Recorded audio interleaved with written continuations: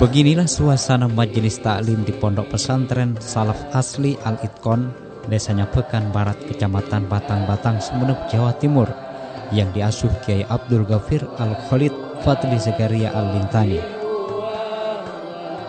Tak hanya santri di usia muda, banyak orang tua, bahkan dari luar daerah meninggalkan keluarga demi menimba ilmu, sekaligus mencari tetesan barokah ulama-ulama besar dengan mempelajari karyanya di pondok salaf ini.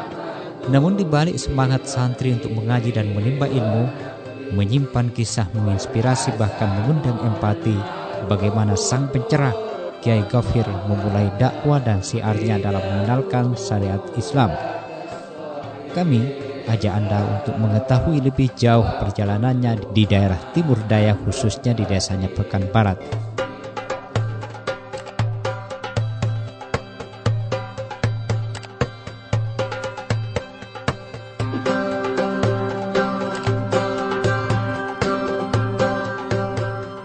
Tak banyak warga menerima, bahkan banyak tantangan dan halangan dialami Kiai Ghafir dalam memulai perjuangan dakwahnya di Desa Nyapekan Barat.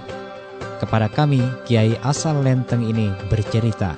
Kalau di awal dakwah, Masya Allah, tantangannya seperti kita tahu perjuangan sahabat, bagaimana sahabat berjuang bersama Rasulullah. Kalau Rasulullah itu dilempar pakai batu kan berdakwahnya dakwah sama orang kafir. Nah kita itu kan dilempar dakwahnya sama orang Islam. Masya Allah tiap rasa. Aja orang ini kan teror pun sama menyancang. Eko atau apa ini? Pas boleh. Warga bini kulah kan mon mari maghrib kan segila mau beli solawat kan pun malam. Ternyata kan tadi kata ada orang yang segala.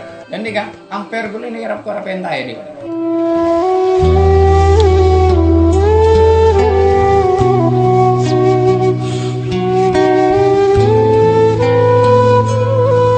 Selain cemoohan dan ocehan yang dilayangkan masyarakat setempat kepadanya, banyak ancaman dan serangan di berbagai penjuru, mulai yang nyata dari para belater hingga secara gaib dari tukang santet untuk mengganggu syiarnya.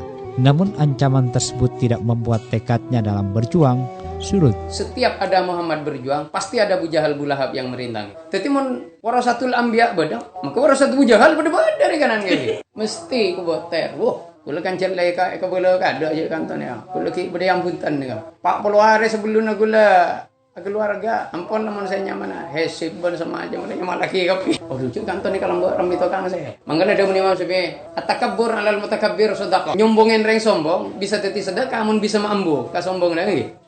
Macam-macam bodoh nabur napa. Piu memaki di gula ka pikar. Memaki mon andi kotekah apa boleh sabak ka gula taburin gula ke mana ke kopi tak kira mati iman. Apa yang dialaminya dalam mengenalkan syariat-syariat Islam kepada masyarakat sebenarnya tidak lepas dari kondisi sosial dan budaya serta tingkat pengetahuan warga setempat yang minim. Di 2027 alumni Pondok Pesantren Al-Isnad Kalabaan Gulu-Gulu ini mendirikan majelis ilmu syar'i sebagai tonggak awal menjadikan desanya lebih bermakna. Kemudian setahun setelahnya menggelar salat Jumat pertama di daerah tersebut, walaupun ditempatkan di surau sebab saat itu tak ada masjid. Tak hanya itu, tanpa bantuan pemerintah dan partai politik, di 2015 ia kemudian mendirikan Pondok Pesantren Salaf, kemudian masjid di tahun 2018. Oleh bantuan teti mau bodoh musola kengkun ke aku proposal ben sama kalau oleh bantuan. Aku bayarnya ke bantuan teti ban kula untuk notop fitnah karena kula ni kayak kantor ni kemasuk ning tempat silakan asli jahili. Bila ke kantor sampean tahu je orang ki ya jirin saya. Allahu Akbar ni tak tahu. Kita ben-ben waju tang petang jam sini kan lama santre. Tapi monnya bukan beratnya bukan temor ni kan lama maleng ben metu aja aslina. Ya kantor ni ke kampung Rampu kantor ni kan asli ki oleh telo tahun makin ke saya bojong Jumat. Keruh caci maki menebar dari sisi penjuru. Banyak mulut yang menghinanya dan menginjak harga dirinya. Bahkan ancaman jiwa mengiringi langkahnya dalam mengubah masyarakat untuk mengenal dan taat ajaran Islam. Namun semangatnya tetap bergejolak sebab ia meyakini rintangan adalah awal dari keberhasilan.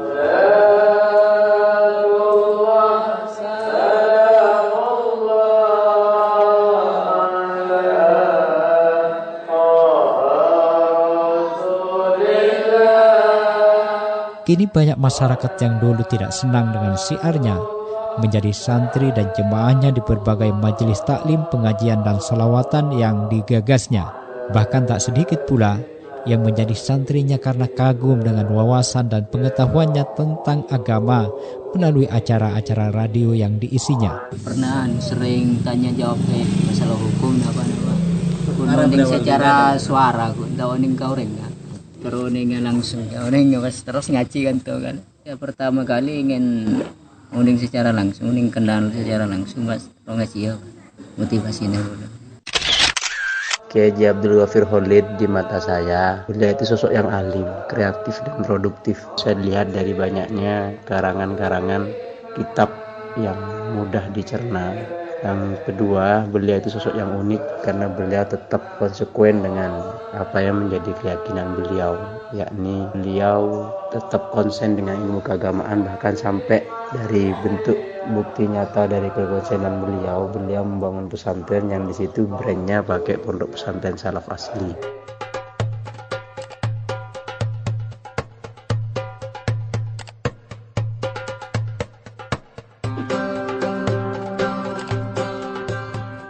Apa yang diungkapkan oleh santri ini menunjukkan bahwa Kiai Ghafir memiliki pengetahuan tentang keagamaan yang cukup luas.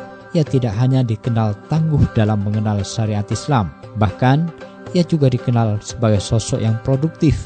Banyak kitab-kitab hasil dari karyanya, berbagai masalah ilmu keagamaan, bahkan menerjemahkan Al-Quran dalam bahasa Madura untuk memudahkan masyarakat desa memahami isi yang terkandung dalam bacaan Al-Quran.